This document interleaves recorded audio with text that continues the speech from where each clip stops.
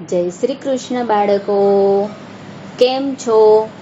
મજામાં છો ને? આજે આપણે પટ્ટુભાઈની વાર્તા સાંભળીશું. આ પટ્ટુભાઈ પણ પેલા અટ્ટુ, કટ્ટુ, ગટ્ટુ, જટ્ટુની જેમ પેલા ફૈબાનું શીખવાડેલું ગીત ગાતા ગાતા સૂઈ ગયા હતા. એટલે એમને પણ એક સરસ મજાનું સપનું આવ્યું. ફૈબાના ગવડાવેલા ગીતમાંથી કયું અંતરું, કયું મુખડું આ પટ્ટુભાઈને ગમી ગયું હશે એ ખબર છે બાળકો તમને? તો ચાલો આપણે બધા સાથે એ ગીત ગાઈએ. પૂજામાં જે કાનો, બેઠો છાનો માનો, વાંસળી વગાડે તો બહુ મજા પડે, બહુ મજા પડે, બહુ મજા પડે, બહુ મજા પડે, બહુ મજા પડે, બહુ મજા પડે, બહુ મજા પડે, બહુ મજા પડે. આ ગીત પટ્ટુભાઈને બહુ ગમી ગયું હતું. પટ્ટુભાઈ તો આ ગીત ગાતા ગાતા સૂઈ ગયા. એટલે એમને પણ પેલા અટ્ટુ, કટ્ટુ, ગટ્ટુ ને જટ્ટુની જેમ સપનું આવ્યું. આ પટ્ટુને પણ બહુ સરસ મજાનું સપનું આવ્યું. એ સપનામાં પટ્ટુભાઈએ જોયું કે એક મોટું જબરું ઝાડ હતું અને એ ઝાડની ઉપર એટલા બધા મોટા મોટા પીળા રંગના ગોળા હતા ને નારંગી રંગના. એટલે આ પટ્ટુભાઈને થયું કે આ કયા ફૂલ હશે? અને પટ્ટુભાઈએ તો ઝાડની નીચે જોયું ને ત્યાં તો ઘણી બધી ગાયો હતી. પટ્ટુને તો નવાઈ લાગી. એ વિચારવા લાગ્યો કે હું આ બધું શું જોઈ રહ્યો છું? ગાયો બેઠી હતી ને તે અંદર ઘણા બધા નાના નાના ગોવાળિયાઓ ને નાના નાના છોકરાઓ બેઠા હતા, ગોપ બાળકો બેઠા હતા. આ પટ્ટુભાઈ તો આમ આમ નજર દોડાવતા હતા ને ત્યાં તો એમને આ ગોપ બાળકો વચ્ચે એક કનૈયાને બેઠેલો જોયો. એ સરસ મજાની વાંસળી વગાડતો હતો.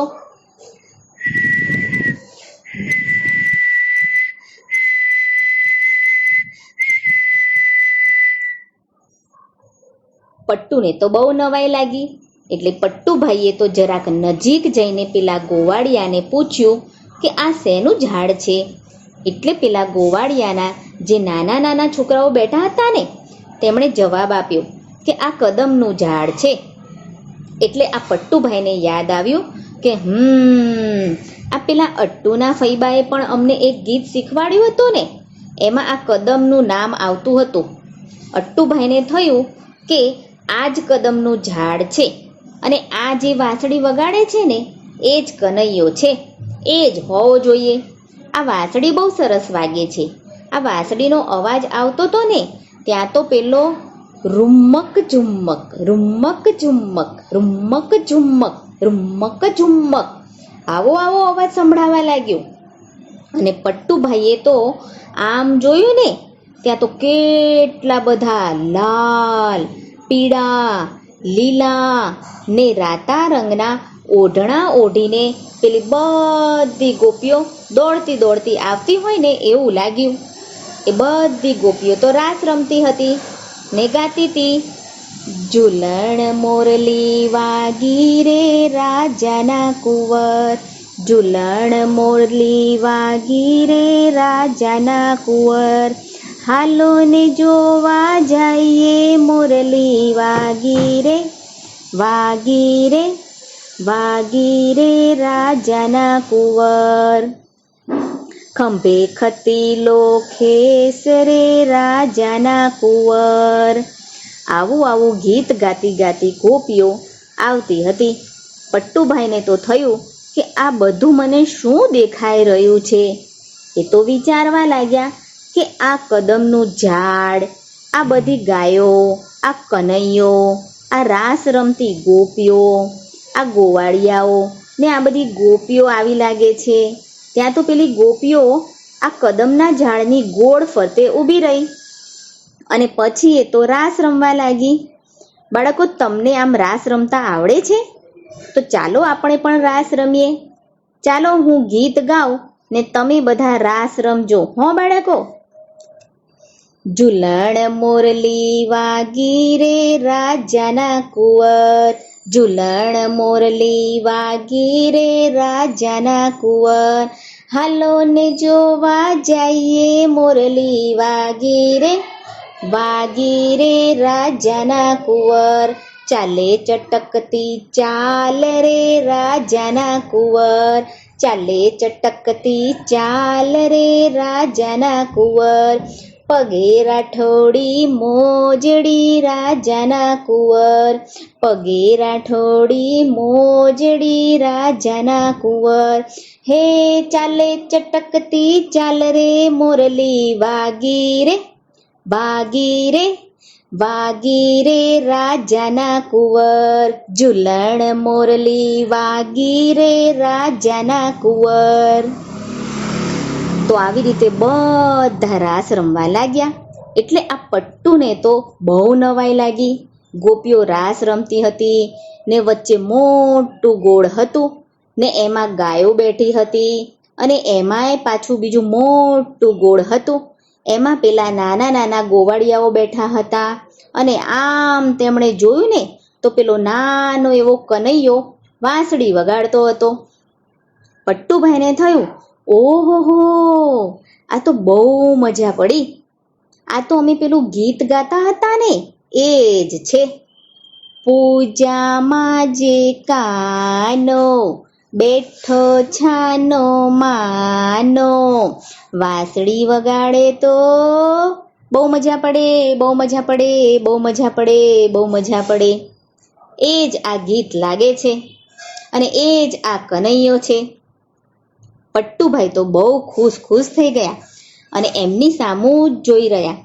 પણ આ બધામાં સૌથી મોટી નવાઈ એમને એ લાગી કે ત્યાં એક છોકરો બેઠો હતો ને એ બેઠો બેઠો બધું સાંભળતો હતો ને આમ તેમ આમ ડોલતો હતો, ડોલતો સાંભળતો હતો અને એ તો બિલકુલ પટ્ટુ જેવો જ લાગતો હતો.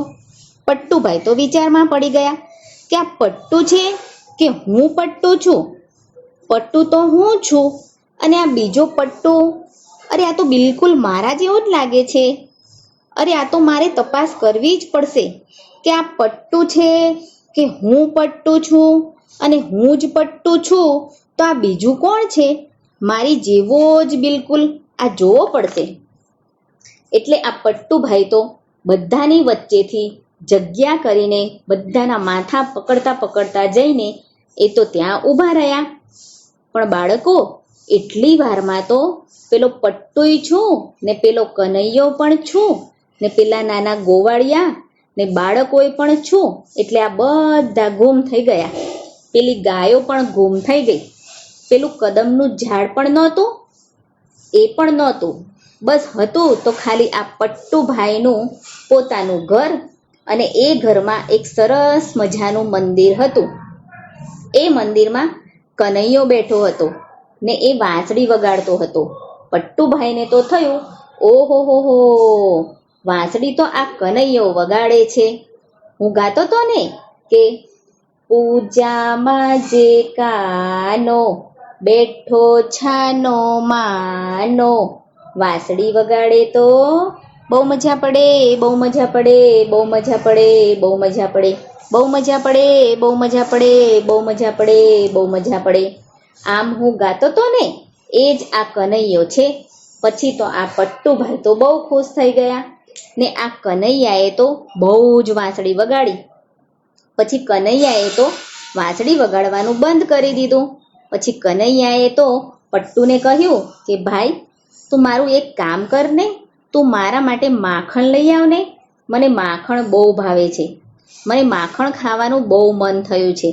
એટલે આ પટ્ટુભાઈ તો રસોડામાં ગયા ને રસોડામાં જઈને એક વાટકીમાં માખણ લઈને આવ્યા.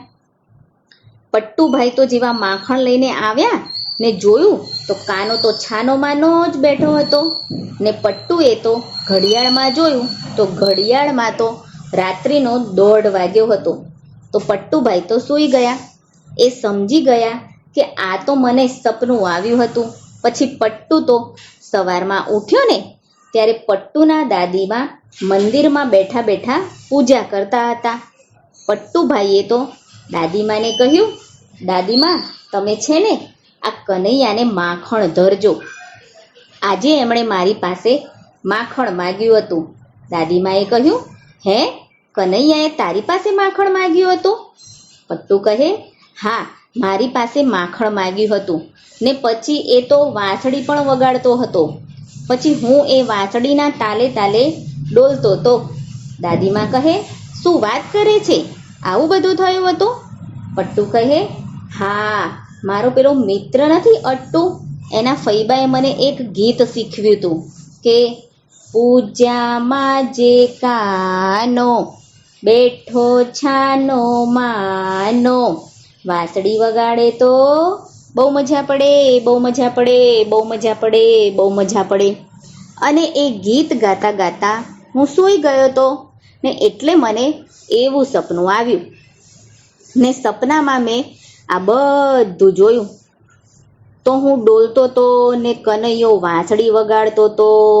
કનૈયાએ વાંસળી બંધ કરી અને મને કહ્યું કે પટ્ટુ માખણ લાવતો, મને માખણ ખાવું છે.